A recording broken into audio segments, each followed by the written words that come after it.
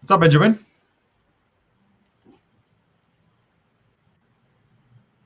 We are live. I know. I was looking forward to my Red Bull all day. Ever since I made it a thing, I'm looking forward to it. All right, guys. Whoever has seen that notification, please tell us that you've seen the notification, and also tell us where you're watching this from. We always want to know. Red Bull's being drunk in Germany. Water out of a protein shaker bottle is being drunk out of the UK, south of Manchester. And tell us where you're coming from. We always want to know. Correct. How's your sporting week, Benjamin? Sporting week. I'm a bit sad. Are you sad about the Mane transfer not happening yet? No, it's going to happen at some point. Are you sad that the Warriors have lost this morning? Yes. I like the Celtics as well, but somehow I think we spoke about it before. I think that's the last chance for the Warriors. I think if I don't make it this year, tricky. Possibly. I think Steph is 34 now. And I think he said he feels like he's in his prime. So yeah, let's see how long he can stay like this. I mean, it's one of those things where if the Warriors take the series down, he will be MVP. And I think that's the last, if there is any asterisk or question mark on his personal legacy, right, whether he'll be finals MVP. But 2 games out of 3 now, the Warriors have been held to under 15 points in the fourth quarter. They scored 11 today. I mean, obviously, we don't watch the games. Do you watch the games? Do you actually wake up and no? It's impossible. Right? It's 2 a.m. and 2 a.m. to 5 a.m. kind of thing. But I wake up, first thing I check, in 2 games now, I think the game 1, they were held to 14 or 16. And today, 11 points in the fourth quarter. So that's a bit dodgy. But the thing is like zooming out, I mean, it's the 6th final they're in the last 8 years, which is incredible. It's a dynasty, right? But if they lose half of them, 3 out of 6. And the 2 that they won were with KD. Yeah, I don't know. But they created this mega super team. So yeah, I don't know. But still, it's amazing to watch. I mean, I'm happy for the Celtics. I mean, good guys, like really like likable good guys on the team. But yeah, we'll see. All right, but that's not what we're here to discuss. Sometimes I think we should, but should more. But there are millions of other shows who discuss these kind of things better than we do. Yes. I think that would just be us talking about the sports. That's it. That's a show for us. Even less people than now. All right. Okay. So let's start off with the funding side, as we have got into a rhythm of doing. Quite a few funding rounds this week. What happened? What happened? Like big ones as well, like bigger ones. Yeah. And actually, this one, kicking it off, Veo, comes on the back of 161, was it, Pixelot raise, so which is basically a similar company, which is automated video tech. Veo is a Danish company. They raised 80 million to fuel whatever expansion and everything that they want to do. They're, like I said, Danish, but moving into the US. They have their portable cameras and AI-based. They're obviously going 1,000 clubs in 80 countries, etc., etc. So just more bigger. They have a partnership with KDB, Kevin De Bruyne, and they just recently raised. They did 24 million in Jan 2021 million. So really growing fast, and on the back of Pixelot. So it's emerging that Pixelot and Veo are the clear leaders. In case you don't know what they are, this is basically the device that gets attached on a football pitch.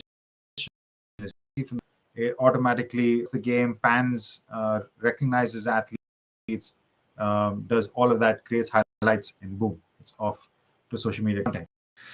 I'm going to bounce through. We have Let's Do This. Let's Do This. Do you remember that Gone in 60 Seconds Nicolas Cage thing, Ben? Of course. Have you ever seen that movie?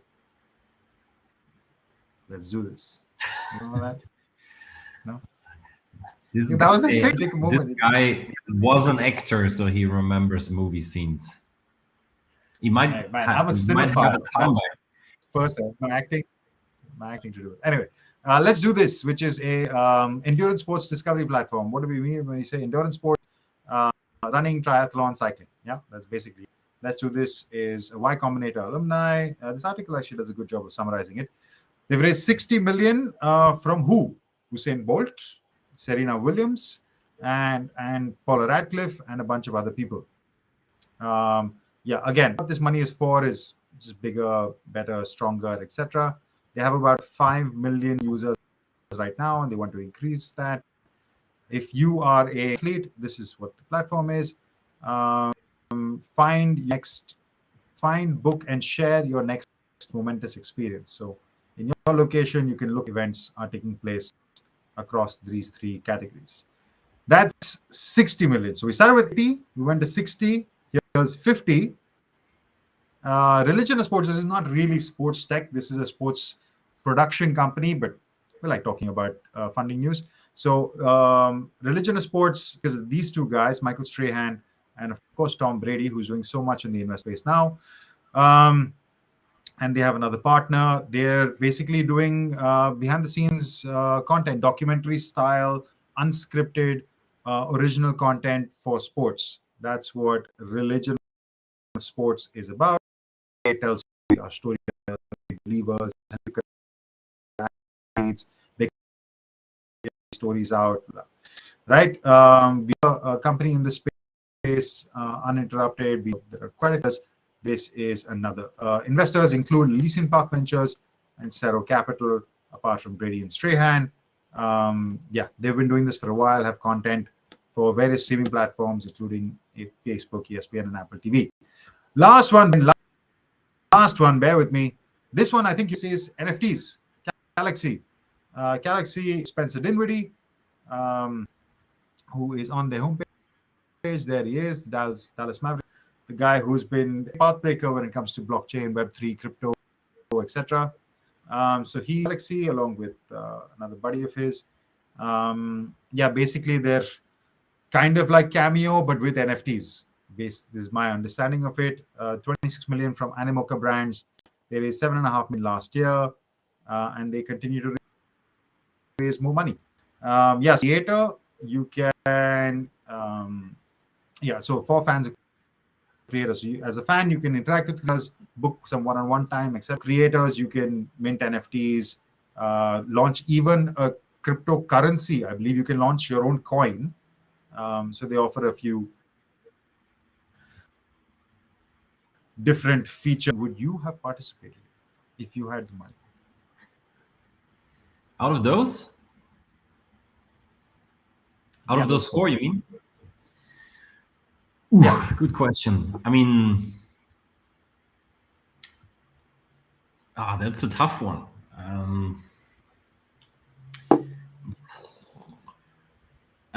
Probably. Really? I would have thought you would have just jumped on the NFTs thing. Yeah. You mean Calaxy?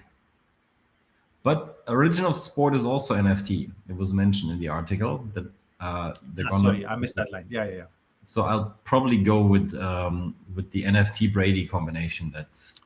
Yeah, but I think the feeling that I got with the religion of sport one, it was the NFT was just kind of thrown into the news article just because, yeah, we have to put it in the buzzword with every funding round. It didn't seem. And he already. Yeah, but he already does autographs, so maybe he can mix those. He does. Yeah. I'm just following Tom Brady. He's successful in everything he does, so that's my motto. A couple things though. Religion of sport gets 50 million, also from, you said, Zero Capital. Do you know who that is? Yeah, Zero Capital. Do I know who that is? No, I don't.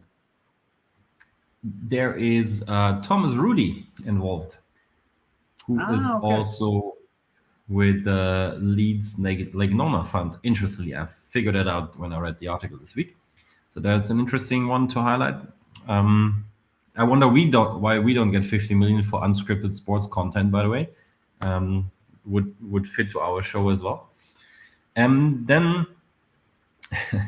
just one fun fact. Let's do this. Sam Brown was on our podcast once. Guess when? Yeah, I'm going to say 2018. That is correct.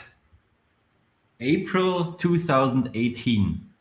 4 years ago, we talked to the guy, and he's rocking ever since. Killing it. Actually, maybe we don't have 50 million because neither of us is Tom Brady. Maybe. You're not a shot slinger? No, sure. All right, but that was all the funding news. I had a lot to get through. That's done. All right. I like that you did it so much on point. That was good. I'm going to continue with being on point, hopefully, because this was a long article. I'm not sure if you've seen it, but have we ever featured a longer article is my question. That was endless. So I'm going to try to make it short. The National Rugby League in Australia has introduced for all their official matches, and this is the cool thing, a technology that is included in the rugby ball. And of course, it's a fabulous new thing. And we tried to break it down to the essentials. And therefore, I'm going to open another page here. So you see the rugby ball here, and this thing over here. This contains a very light RFID chip from a company called Sportable. And this little thing measures a ton of different stuff. And it's easiest to have a look at this overview, because the main things the chip is checking is which kind of kick the ball is performing, let's put it that way, the distance that it covers, the hang time, I think that's the time it's in the air, and some sort of strike rating. Not exactly sure how that is set up. And of course, this has a bunch of different applications. It is interesting for the coaches. Obviously, they can measure more stuff than they were able to measure before. It's different from an optical solution. It's much more accurate and can measure a bunch of different stuff if the chip is included in the ball. Then it's of course also there for fans, because those stats that you see here are now used on television, and fans see a bunch of different stuff. And they even, I would say, admitted that they have been inspired by AWS's data delivery for other sports. So they wanted to go in this different direction. And last but not least, this is also interesting for what's the verb of officiating? Is that a verb? Is that a proper verb, Rohan? Sorry, for a second, man. I think you must. It's used for the referees. I was looking for the verb that's officiating, right? Yeah, officiating. I got you back now. Yeah, I'm happy that we clarified this. Yeah, and I'm not a big rugby guy, but it seems like one of the big things for rugby is those what I call side passes, like basically what's offside in soccer. That is often discussed, can lead to discussions and confusion, and they say that is something that technology solves as well. Long story short, it's used in the official league, the highest league of the National Football League, Rugby League, sorry. And this is something we don't see too often in professional sports in the highest league. So I like it. I mean, we have Kinexon in Germany who does something with ball tracking technology or ball chip technology as well. I think it's cool. The players seem to be okay with it. So far, it seems to be a success. What do you think? Yeah, a couple of quick notes. The pass that you're talking about is called a forward pass, and offside is different in rugby. But yeah, that's the main thing from the officiating perspective, that it helps to correct a forward pass. But yeah, the rest of what you said is spot on. We've seen a lot more, say, smart ball / smart central piece of equipment. We've seen the NHL launch a smart hockey puck. You just talked about Connection and DFL. I don't know if we talked about it in the show. It was maybe one of our backup stories a couple of weeks ago. But Connection launched a pilot program with, I believe, the DFL, where they were doing with the junior leagues, under 16s or under 18s or something, where they were testing out a smart ball for football. And these guys, Sportable, have been doing it for rugby for a while. I think the Premiership already has this ball, has been using this ball since March of this year. And now Australia, the NRL, which is a pretty big rugby league, also coming in. So, yeah, really interesting, the idea of the central point of equipment that touches everyone, not the personal equipment of the player, but the central equipment that moves around the pitch, getting smarter. But mainly, I just wanted to talk about rugby because I watched my first live rugby game on Sunday, which was super fun. And I mean, I've always watched rugby. It's a sport that I enjoy, not a lot, but for the World Cups and Six Nations and stuff, big tournaments. But I watched a rugby league game here in the UK live over the weekend. So it was, some smarter rugby tech up for it. Have you watched? Are you a rugby fan, Ben? Quickly before we move on. No. Have you never watched at all? No interest. A few seconds here and there. It's a fun sport. It's a fun sport. We have to get you. I think I would watch it in live in the stadium, but not yet on TV. But very different atmosphere. Also, the origin of how rugby and football came together. Rugby was a richer sport. It's more for the upper class elite. So it's a much calmer family atmosphere. The guys who are on the pitch are like really well educated. That kind of vibe that it has. So even though it's a big physical sport, the evolution of it means that it's maybe a bit more cerebral than you would think. All right, moving on to the next story, GSIC and Andorra. They launched a startup innovation challenge. This is a while back, focused primarily on winter sports, but I believe that they have expanded the scope to also include cycling. That's happening for this year. The previous edition was primarily winter sports. And they announced their results. Nothing too much over here.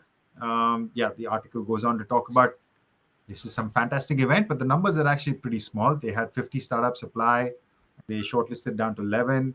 And then the winner is this company called Evix, which doesn't have a website. So Evix, you should maybe get a website going. Everything links to their link.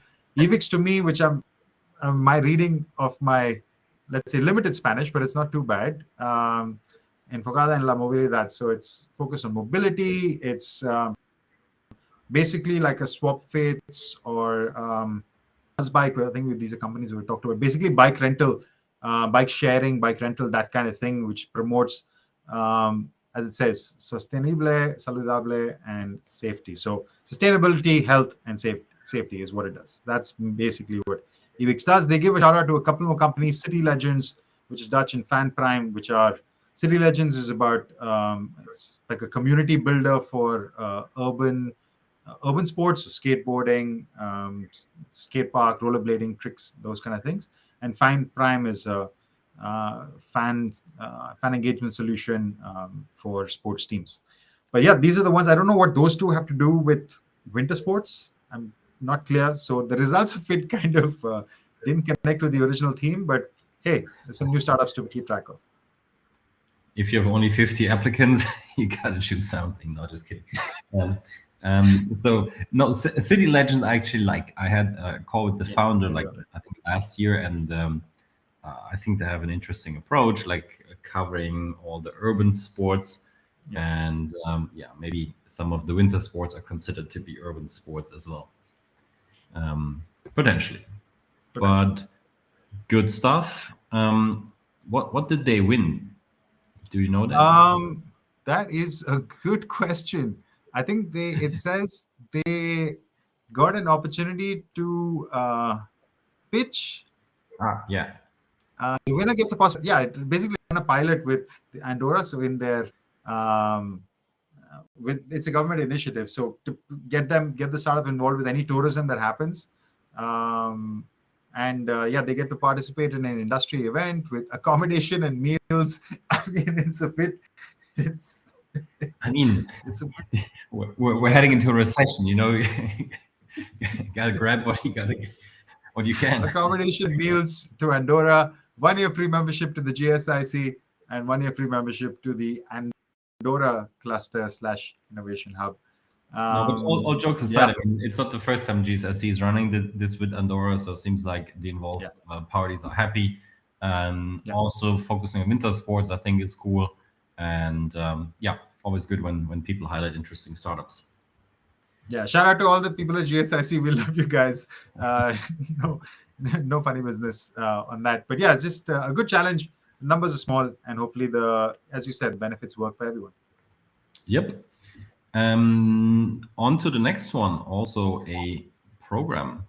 We are heading towards the NBA and the NBA Players Association announcing another round of their accelerator program. It's nothing new. It exists since 2020. It started virtually and it still mostly is, even though some of the winners will have the opportunity to have a 2-day, I think, workshop it is with Andreessen Horowitz, which is amazing. The interesting thing, though, and there's not too much to add to that story after this, by the way, is that it is for current and former NBA Players Association members to start their business and to make something out of their ideas. So I was wondering, and it's not detailed in the article, so let's guess together. Current and former NBA Players Association members means nothing else than current and former NBA players, I would assume. I guess this is how the Players Association is formed. Maybe if you, let's say, people who run this Players Association, but I think it's mostly something for the players who have business ideas and want to prepare for the career after the career. And who was it in the article? A former NBA player. Oh no, current Javale McGee. JaVale McGee. Good guy, by the way, funny guy. He said, and that's nothing new, which is true for most sports, especially in North America. As players, we are businessmen/women. So they say it's a great opportunity. And I like it. I like that there is an initiative that takes care of the business ideas of the players. For example, if I compare that to us here in Europe, I don't know if there is any initiative like that that helps the players to prepare for the career after the career, challenge their ideas, all of that. This is why I personally think that's a cool idea. Full stop. Yeah, sorry. The JaVale McGee shout out was in how Shaq does it, because JaVale McGee used to appear on Shaq and the Fool a lot. Yeah. People who watch Shaq and the Fool is great. Yeah, they got into quite a tutorial. The rest of the story feeds, as you can tell, guys, it's a pretty light story week. Another accelerator making it to number 2. But straightforward. Look forward to seeing which startups come from there. Exactly. Now, what's the segue to the last story of the day? No segues, Ben. That we have I think story is an interesting one. It has a couple of angles which I like to explore. So let's get into it. Basically, Apple is adding or more fan engagement features to their Apple content products. So as you can see, sports news, highlights, and live commentary to not just the iPhone. It'll be across to iPhone users, the Apple Watch, and Apple TV users, right? So this is part of Apple's continuous push into sport and fitness. We've talked about Apple Plus, which they launched as their fitness platform, I think more than 6 months ago. They have been in the running, bidding for sports rights. For much more recently, for the MLB, they already have it. For the NFL, they've been talking about bidding, and for the IPL, right? So what exactly are these features? I mean, they're not huge, like earth-shattering stuff, but stuff that will maybe drive some engagement. So number one, they're going to do more lock screen notifications. Yeah, so you can get more real-time updates on your lock screen. Maybe same as Ben and I do. If I wake up in the middle of the night to feed my daughter, I'm checking to see what the scores are of the Warriors Celtics game, and I have to keep hitting a refresh on Google. I'll get live updates on my screen itself without having to do that. They also have some live activities, so there'll be scores, schedules, display of league tables, etc., for lots of competitions. What else? So live activity notification I talked about, play-by-play action, so commentary from MLB, that is part of it, and it'll all be integrated into the Apple News app. So the Apple News app, which is really popular, will have a separate dedicated sports section where you can get hundreds of stories from the best publishers in an all-new section called My Sports. Well done. Apple News will get premium coverage, etc., etc. So yeah, that is the overall story. Why Apple is doing this is what I think is more interesting. And I said it at the start. Apple is getting deeper into sports broadcasting rights, right? And the idea that they have a more rounded product when they're bidding for sports broadcast rights, they are bidding for rights to a league, saying also we're bringing you more engaged fans and kind of a closed community because they're helping their hardware connect with the broadcasting in a deeper way. So potentially these are more engaged fans for the league where they can push more products. So they're rounding out the story, I think, which a traditional broadcaster will not be able to do because they don't own the user in the same way. NBC, ESPN, etc. Don't have the gadget that the user is watching all these sports on. Apple does. So they're providing more avenues of engagement with the fan, which potentially will impact how they bid for sports rights and the price they pay for these sports rights going forward. So I like that angle. I think it makes a lot of sense. Yeah, Ben, your thoughts? Yeah, nothing to add. To the point, it prepares for what is the bigger picture for Apple, and that makes a lot of sense. They have data to track. When they're negotiating, like you said, have a better picture of what to go for potentially. So yeah, it makes a lot of sense. And once they acquire some rights, maybe it's easier to embed them.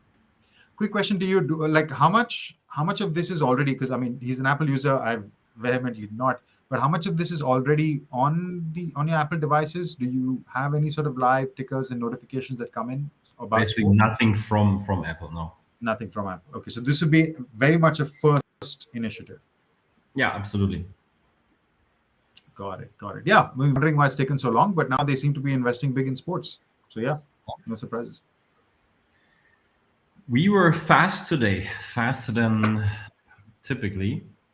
Yeah, slow news week. Not too much chat, guys. STX fam, where are you guys? The millions that are listening and watching.